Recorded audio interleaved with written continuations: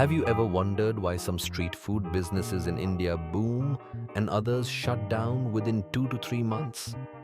It has nothing to do with the taste, the location, or even the food. The real reason? It's how the business is run. An owner who is also the chef saves a big chunk of salary cost. But an owner who just takes the cash without contributing, he's just overhead. A street food master earns rupees 1000 per day for preparing Indian dishes and rupees 1200 per day for Chinese.